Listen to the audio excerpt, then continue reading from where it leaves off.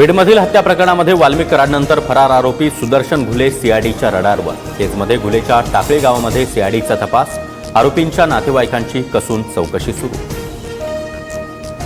संतोष देशमुख हत्या प्रकरणामध्ये एसआयटीची स्थापना, पोलीस उपाधीक्षक अनिल गुजर यांच्या नेतृत्वामध्ये एसआयटी स्थापन करणार, तर 9 पोलीस अधिकाऱ्यांचाही समावेश। राज्य सरकारकडून जीआर जारी।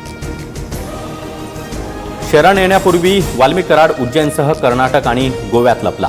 स्वतःच्या गाडीनं सर्वच ठिकाणी फिरल्याची माहिती। सीआयडी चौकशीत महत्त्वाची बाब समोर।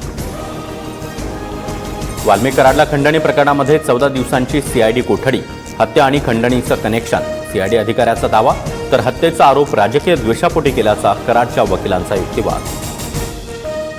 वाल्मिक कराड आणि इतर आरोपींची बँक खाती गोठवल्यानंतर तपशील सीआयडीनं मागवला। कराडची बँक खाती परळी आणि आसपासच्या परिसरात असल्याची माहिती।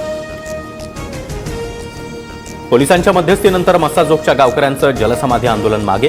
देशमुखांच्या मारेकऱ्यांना लवकरात लवकर अटक करा, वाल्मिक कराडवर 302चा गुन्हा दाखल करा, ग्रामस्थांची मागणी।